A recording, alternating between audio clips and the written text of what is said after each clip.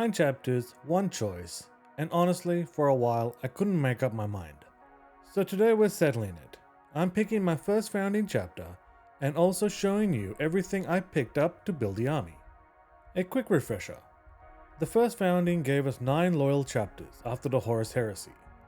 Let's run through them because honestly, any of them would have been a great pick. The Dark Angels.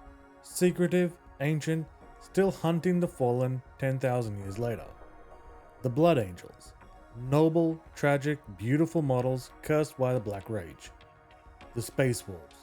Fenrisian savages, with more character than almost any other chapter. The Imperial Fists. The immovable object siege masters, stubborn to an end.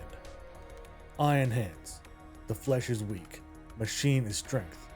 Cold and unforgiving. The White Scars. Lightning cavalry, hit and run, and the most underrated paint scheme in the game. Salamanders. Protectors of humanity. Green and gold, genuinely good guys. The Raven Guard. Shadow warfare, stealth, the ninjas of the Space Marines. And finally, the Ultramarines. The standard bearers, the poster boys, Gilman's own sons. I went with the Ultramarines. And before you close the video, hear me out. I know there's a lot of hate for them out there. They get the most models, the most releases, and they're Games Workshop's favorite child. I get it, but here's the thing. The Ultramarines are the reason I fell in love with this hobby in the first place. That blue was the first paint I ever mixed. This chapter is generally why I'm sitting here right now with a channel and a paintbrush. If you're new here, I'm Avanor. I paint, I build, I talk lore, and lately I've been deep into 11th edition Armageddon build with this Armageddon series. If that's your kind of thing, then there's a lot more where this came from. But today is a bit different. Today I'm going all in on a full Ultramarine army, and I want to show you exactly what I picked so far. And this is what I have so far, which also includes the Space Marine half of the Armageddon box. I have Marneus Calgar, the Chapter Master of the Ultramarines. This is the centerpiece the whole army gets built around. Cato Sicarius, Captain of the 2nd Company. 6. Victrix Honour Guard, Calgar's personal bodyguards, and I'll say it plainly, I think these might be the best models I own. The sculpting on these are ridiculous. A Redemptor Dreadnought, the heavy hitter that dwarfs everything else around it. And a Stormspeeder. And that's the full roster so far.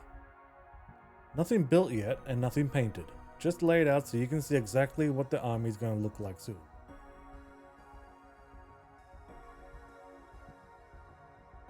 Okay, let's address it, because I already know the comments are loading. Ultramarines, really? The poster boys, yeah, really. Here's the thing nobody says out loud. They're not the poster boys because Games Workshop rolled the dice and picked a favorite. They're the poster boys because Rabute Gilman built them that way on purpose. The whole point of the Ultramarines, going all the way back to the Codex Astartes, was to be the standard. The chapter every other chapter measures up against. Getting the most models, the most attention, the most screen time isn't some marketing accident bolted onto them after the fact. It's the character concept working exactly as designed. So when people call them the safe pick, I don't hear an insult. I hear a chapter that's been so influential for 10,000 years of lore and that's become the baseline everyone else reacts to. That's not safe. That's being really good at one thing that you set out to do. And that is why I love them. They're not the flashiest, they're not the edgiest, but they're the backbone. Without the Codex Astartes, none of the other chapters work the way they do. Now, before the paint touches any of these models, I'm going to be starting off with painting a test model.